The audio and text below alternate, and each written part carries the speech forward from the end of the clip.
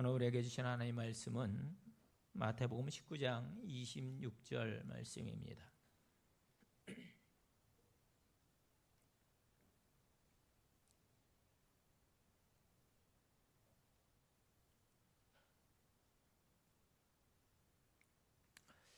마태복음 19장 26절 한 절 말씀을 제가 봉독해 드립니다. 예수께서 그들을 보시며 이르시되 사람으로는 할 수 없으나 하나님으로서는 다 하실 수 있느니라. 어느 부자 청년이 예수님께 나와서 묻습니다. 마태복음 19장 16절 말씀이죠. 어떤 사람이 주께 와서 이르되 선생님이여 내가 무슨 선한 일을 하여야 영생을 얻으리이까. 이 질문이 얼마나 중요했으면 공관복음 즉 마태, 마가, 누가 이들 모두가 다 이 얘기를 다루고 있습니다. 그만큼 구원에 관심이 많았다라는 그러한 증거이고 예수님께서는 이 구원에 관한 중요한 해답을 주셨기 때문입니다. 어떻게 하면 천국 갑니까? 라는 이 질문 앞에 예수님께서 무엇이라고 대답하셨을 것 같습니까? 주 예수를 믿어라. 꼭 그렇게 말씀하셨을 것 같은데 우리의 예상을 깨고 예수님께서는 계명을 지키라 이렇게 말씀을 하십니다. 17절 말씀이죠. 내가 생명에 들어가려면 계명들을 지키라. 여러분 이 말씀은 예수님께서 직접 하신 그런 말씀이기 때문에 계명을 지켜야 천국 가냐 마냐 뭐 이렇게 따질 수 있는 것이 아닙니다. 예수님의 이 대답에 청년이 되물어요. 18절 19절 말씀입니다. 이르되 어느 계명이오니이까 예수께서 이르시되 살인하지 말라 간음하지 말라 도둑질하지 말라 거짓 증언하지 말라 내 부모를 공경하라 내 이웃을 내 자신과 같이 사랑하라 하신 것이니라. 여러분 이 계명은 곧 십계명을 말씀하고 있는 것인데 예수님께서 이 정도로 정확하게 찝어서 말씀하셨다면 우리가 살인하거나 간음하거나 도둑질하거나 거짓 증언하거나 부모를 공경하지 않거나 또 이웃을 사랑하지 않으면 천국 간다는 겁니까? 못 간다는 겁니까? 못 간다는 얘기예요. 그래서 우리는 절망할 수밖에 없습니다. 1차 절망이에요. 아니 나는 살인한 적 없는데요. 간음한 적 없는데요. 도둑질한 적 없는데요. 거짓 증언한 적도 없는데요. 그런데 예수님께서는 남을 미워해도 살인한 것이요 마음으로 간음해도 간음이라고 분명히 말씀하셨거든요. 뿐만 아니라 여러분 십계명 중에서 9가지를 잘 지켰는데 한 가지를 못 지킨 사람이나 한 가지를 잘 지키고 9가지를 못 지킨 사람이나 하나님 보시기에는 둘 다 뭐예요? 죄인이라는 겁니다. 그놈이 그놈이라는 거예요. 자 그렇다면 여러분 죄인 아닌 사람이 어디 있겠고요? 무슨 수로 이 계명을 완벽하게 잘 지켜서 구원받을 수 있겠느냐라는 겁니다. 그래서 여러분 천국 갈 가망이 있어요 없어요? 이 말씀에 따르면 천국 갈 소망이 전혀 안 보인다는 거예요. 2차 절망입니다. 그래서 저와 여러분은 절대로 천국 갈 수가 없습니다. 믿으시기 바랍니다. 아멘 하시면 안 되고요.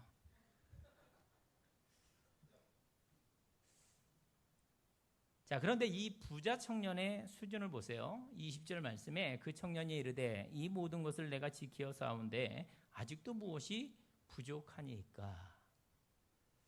저는 개인적으로 이 청년이 굉장히 얄미워요. 도대체 이 청년이 어떤 인간이기에 십계명을 다 지켰다고 이렇게 자신 있게 말할 수 있을까? 그게 가능한 일입니까? 예수님께서는 이러한 부자 청년을 향해서 이렇게 말씀을 하십니다. 21절 예수께서 이르시되 내가 운전하고자 할진대 가서 내 소유를 팔아 가난한 자들에게 주라. 그리하면 하늘에서 보화가 내게 있으리라. 그리고 와서 나를 따르라 하시니. 보세요. 온전하고자 할진대, 즉 그동안 잘했다. 그러나 너 온전하지 못하구나. 그러니 너 온전하려고 한다면 가난한 자들에게 소유를 나눠주라는 것이었어요. 그리고 예수님을 따르라고 너무나 친절하고 또 아주 상세하게 주님께서 이 청년에게 말씀해 주셨습니다. 자, 여기까지 한번 정리를 해보죠. 천국 가려면 십계명을 잘 지켜야 합니다. 그리고 내 소유를 팔아서 가난한 자들에게 주어야 합니다. 그리고 예수님을 따라가야 합니다. 여러분, 예수님의 이 말씀을 들을 때 천국 갈 수 있다는 소망이 생기십니까? 아니면 못 가네, 천국 못 가네, 절망이네. 이런 얘기는 여러분 천국에 대한 소망을 가졌다가도 와장창 깨버리는 것 같습니다. 그러니 우리는 절실히 깨닫는 거죠. 야, 가망 없다. 천국 갈 방법이 없다. 3차 절망입니다. 자, 이 부자 청년은 천국 가는 방법을 분명 예수님으로부터 들었음에도 22절에 그래요. 그 청년이 재물이 많음으로 이 말씀을 듣고 근심하며 가니라. 이렇게 말씀합니다. 그 길로 근심하며 가서는 지금까지 소식이 없어요. 돌아오지 못했다는 거죠. 그런데 오늘 우리 모두에게 묻고 싶은 것은요, 오늘 우리가 이 부자 청년만큼이나 계명을 지키고자 노력하느냐라는 겁니다. 예수님께서는 이미 이렇게 말씀하셨어요. 마태복음 5장 20절에서 내가 너희에게 이르노니 너희 의가 서기관과 바리새인보다 더 낫지 못하면 결코 천국에 들어가지 못하리라. 그러면 여러분 보세요. 서기관과 바리새인들의 의가 보통은 아니었거든요. 얼마나 율법을 지키며 살려고 노력을 했는지 모릅니다. 그런데 예수님께서는 그들, 즉 서기관과 바리새인들보다 낫지 않으면 어디를 못 간다고요? 천국 못 간다고 말씀하십니다.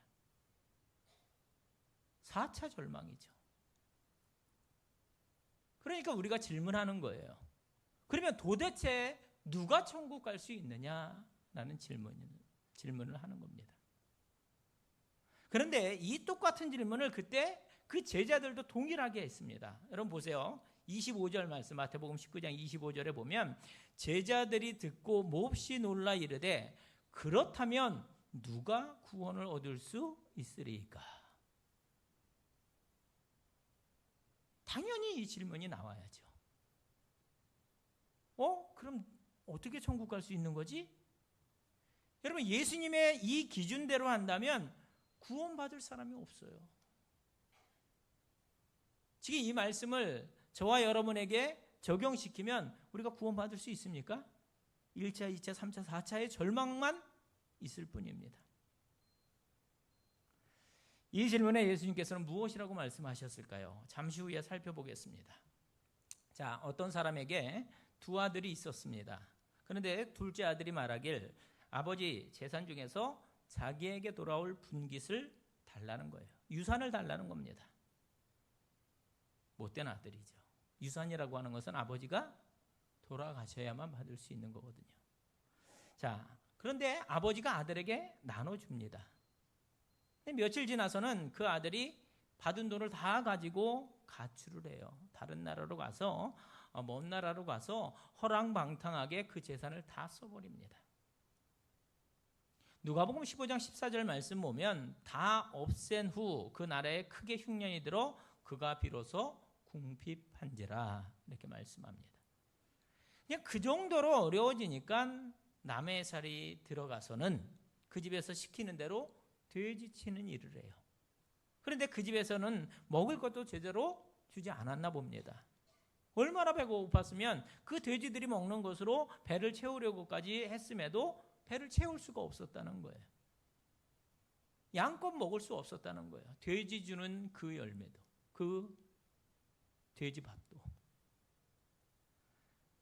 누가복음 15장 17절 말씀에서는 이에 스스로 돌이켜 이르되 내 아버지에게는 양식이 풍족한 품꾼이 얼마나 많은가, 나는 여기서 줄여 죽는구나. 그러면 이 둘째 아들은 죽는 것에 대한 두려움을 갖기 시작을 했습니다. 지금까지는 자기 생각, 자기 판단을 믿고 잘 살 줄 알고 여기까지 왔는데 돼지밥조차도 양껏 못 먹는 자기 신세를 보면서 처음으로 죽음을 생각하게 된 거예요. 1차 회심입니다. 그리고 살아계신 아버지께 내가 얼마나 큰 죄를 지었는지를 생각하게 돼요. 18절 말씀, 내가 일어나 아버지께 가서 이르기를 아버지 내가 하늘과 아버지께 죄를 지었사오니. 2차 회심입니다. 그리고 자기의 죄가 너무 크기에 더 이상 아들이 아니라 품꾼 중에 한 사람으로라도 자기를 받아달라고. 자, 이것은 누구에 대한 두려움입니까? 바로 아버지에 대한 두려움이죠. 만약에 아버지가 야, 너 같은 놈은 절대 용서 못해, 나가! 한다면 이 아들은 어떻게 해요? 쫓겨나야 되는 거예요. 그래서 자기를 버리지 말아달라고, 그냥 종처럼 여겨달라고 부탁해 보겠다는 겁니다. 19절, 지금부터는 아버지의 아들이라 일컬음을 감당하지 못하겠나이다. 나를 품꾼의 하나로 보소서 하리라 하고. 아버지의 존재가 두렵기 시작한 거예요. 세 번째 회심입니다. 그리고 일어나 아버지께로 가는 거죠. 생각만으로 회심한 것이 아니라 행동으로 아버지께 나아갑니다. 4차 회심이에요. 자, 그런데 아버지는 이 아들을 잊은 적이 없어요. 첫 번째 사랑, 잊지 않으시는 사랑입니다. 20절 말씀에 이에 일어나서 아버지께로 돌아가니라 아직도 거리가 먼데 아버지가 그를 보고 측은히 여겨 달려가 목을 안고 입을 맞추니. 아들이 아버지 집으로 돌아가는데 아직도 거리가 먼데 아버지가 먼저 그 아들을 알아보고는 아들에게 달려가는 거예요. 그리고 목을 안고 입을 맞추고 이렇게 반가워합니다. 어떻게 이런 상황이 연출되느냐 하면 아버지는 날마다 그 아들을 기다렸다는 거예요. 2차 사랑입니다. 날마다 기다리시는 사랑. 자, 그리고는 15장 22절 23절 아버지는 종들에게 이르되 제일 좋은 옷을 내어다가 입히고 손에 가락지를 끼우고 발에 신을 신기라. 그리고 살찐 송아지를 끌어다가 잡으라. 우리가 먹고 즐기자. 3차 사랑입니다. 자녀 삼아주시는 사랑이에요. 둘째 아들은 처음부터 아버지의 아들이었고 스스로 자기 욕심 때문에 남의 종이 되었지만 아버지께로 돌아오는 순간 여전히 아들이었습니다. 여기서 아버지의 집을 천국으로 본다면 하나님 아버지를 믿지 않고 무시했고 아버지의 말씀을 따르지 않았고 아버지를 떠났습니다. 자기 마음대로 살았어요. 이 사람이 천국 갈 수 있겠습니까? 당연히 못 가죠. 그런데 말입니다. 이런 아들을 아버지가 어떻게 해요? 받아주더라는 거예요. 그럼 우리는 물어야죠. 아니 어떻게 아버지의 뜻대로 살지 못했는데 아버지 집에 들어갈 수 있다는 건가요? 물어야죠. 자, 다시 앞의 이야기로 갑니다. 자, 예수님의 기준대로라면 도대체가 천국 갈 자가 아무도 없어요. 우리는 계명대로 지킬 능력도 안 되고 죄를 안 짓고 살 능력도 안 됩니다.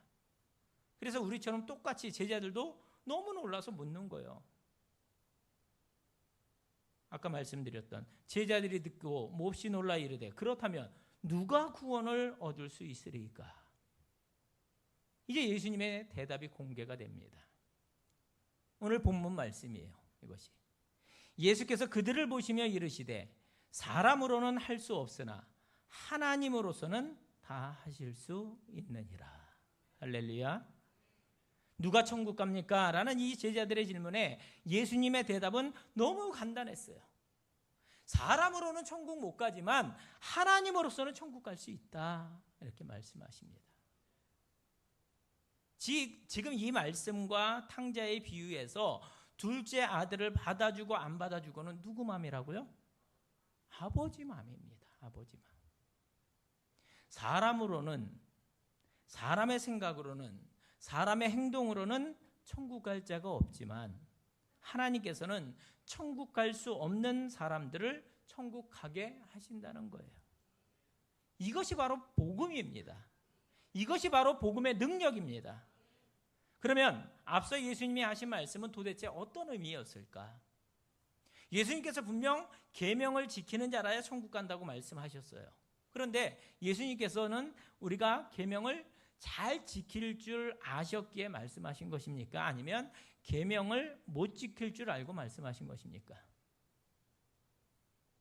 예수님은요, 우리가 계명대로 못 사는 거 다 아셔요. 그렇다면 예수님께서는 왜 계명을 지키는 자라야 천국 간다 이렇게 말씀하셨느냐는 거죠. 예수님의 이 의도를 우리가 알 때 우리는 진짜 복음이 무엇인지를 깨닫게 되는 것입니다. 여러분 절대 오해하지 마세요. 예수님의 말씀대로 계명을 지키는 자는 천국을 갑니다. 믿으시기 바랍니다.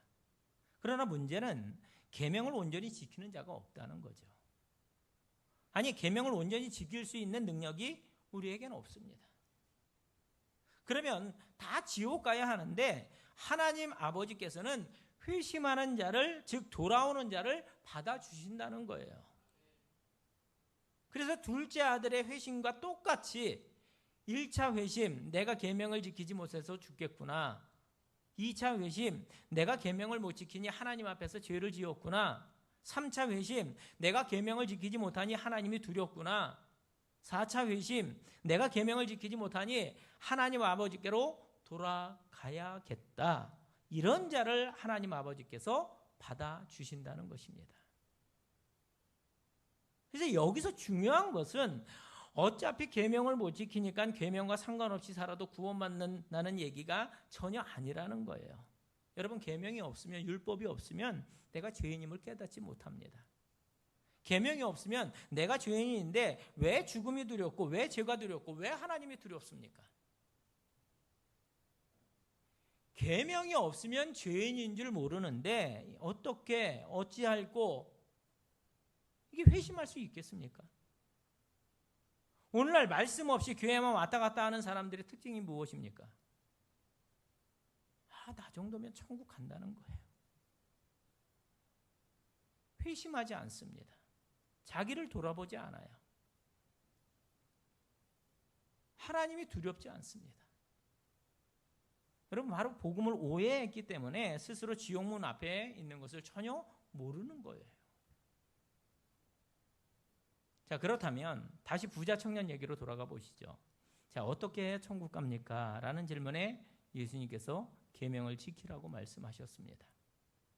이제 다시 생각해 보세요. 예수님께서 계명을 지키라고 말씀하신 진짜 의도는 무엇이었을까? 계명을 잘 지켜서 천국 가라고 말씀하신 것이 아니라는 거예요. 계명을 지키려 해도 안 되는 너의 한계를 깨닫고 예수님을 찾으라고 말씀하신 것임을 믿으시기 바랍니다.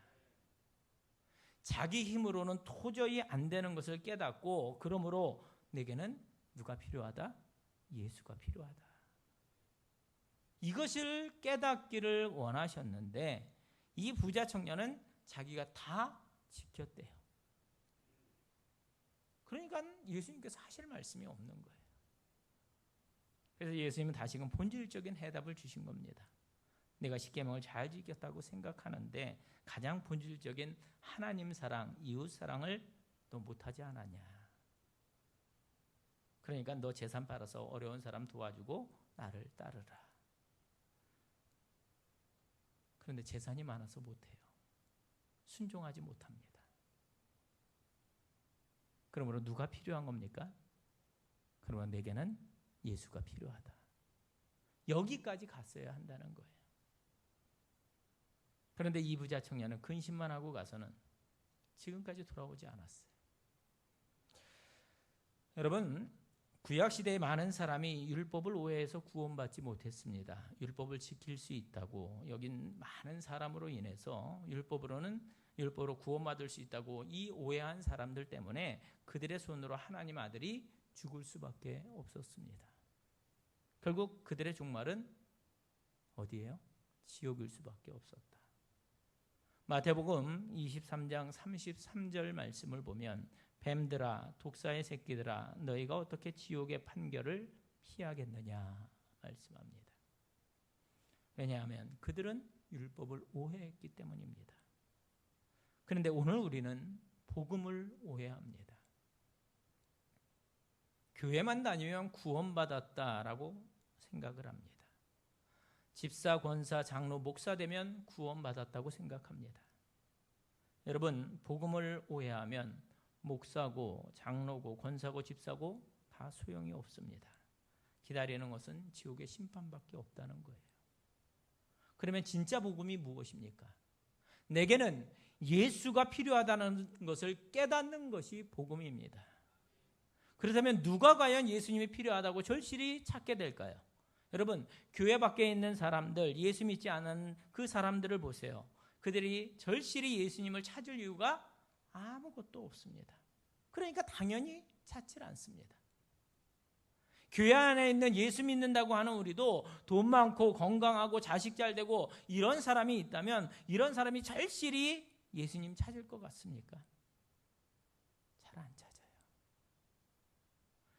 사는데 아쉬운 게 없는데 뭐하러 예수님을 찾겠어요? 물론 살다가 힘든 일이 생기면 사람들은 의지할 대상을 찾아요. 이것은 교회 안에 있는 사람들이나 교회 밖에 있는 사람들이나 똑같습니다. 자기들만의 의지할 대상을 찾는 거예요. 그런데 이런 것 말고 순수하게 예수님만을 찾는 사람이 누가 있느냐라는 겁니다. 누가 예수님을 절실히 찾을까요? 바로 말씀이 있는 자가 예수님을 찾습니다. 왜냐하면 말씀대로 살아야 하는데 오늘도 못 살았어요. 주님이 가르쳐 주신 대로 마음으로라도 살인하지 말고 간음하지 말고 도둑질하지 말고 거짓 증언하지 말고 부모를 공경하고 이웃을 사랑해야 하는데 이걸 못하니까 너무 괴로운 거예요. 때로는 두렵기까지 한 겁니다. 야, 이러다 지옥 가는 거 아니야? 그러니 누가 필요합니까? 바로 예수님이 필요해요. 그래서 예수님을 찾는 겁니다. 그래서 예수님을 찾아 회개하는 겁니다. 정말 제대로 살고 싶다고, 정말 제대로 예수 믿고 싶다고, 이것이 진짜 복음임을 여러분 믿으시기 바랍니다. 그래서 예수님께서는 분명히 말씀하셨어요. 말씀이 있는 자가 예수님을 사랑하는 자라는 거예요. 그럼 요한복음 14장 21절 말씀을 보면 나의 계명을 지키는 자라야 나를 사랑하는 자니 나를 사랑하는 자는 내 아버지께 사랑을 받을 것이요 나도 그를 사랑하여 그에게 나를 나타내리라 말씀합니다.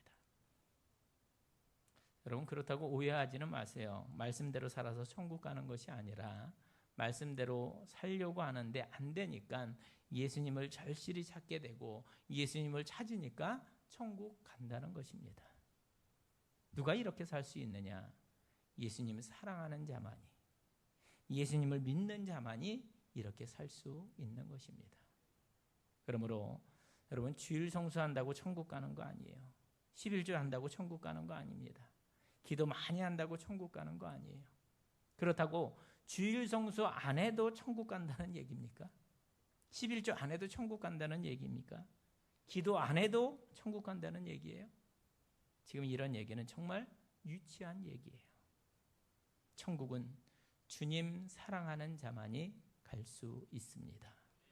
그런데 주님 사랑하는 자는 그분의 말씀을 듣고 또 순종하려고 발버둥 치게 됩니다. 그래도 안 되니까, 그래도 순종이 안 되니까, 그래도 내 힘으로는 도저히 안 되니까 오직 예수님만을 찾는 것입니다. 이것이 바로 예수 사랑임을 우리 함께 믿으시길 바랍니다. 주님 사랑하는 사람은 절대 자기 마음대로 못 삽니다. 그래서 주님 사랑하는 사람은요, 말씀대로 살려고 발버둥 치고 해도 안 되니까 예수님 더욱 붙잡게 되는 것입니다. 해도 안 되니까 자기 몸도 자기 생명도 때로 내어 놓는 것입니다. 여러분, 이것이 복음이요 복음의 능력입니다. 돌아온 탕자의 이야기에서 아들을 기다리는 아버지, 아들을 잊은 적 없는 아버지, 또 돌아오기만 하면 아들의 지위를 회복시켜 주시는 아버지, 이것이 아버지의 크신 사랑이신데, 이 엄청난 사랑 앞에서 우리가 아버지께로 돌아가는 길은 주님 사랑밖에 없습니다. 주님 사랑하기에 계명을 지키려고 발버둥 치는 자 되시길 바랍니다. 주님 사랑하기에 발버둥 쳐도 안 되는 나 자신의 실체를 바라보면서 더욱 주님 찾는 우리 모두가 될 수 있길 바랍니다.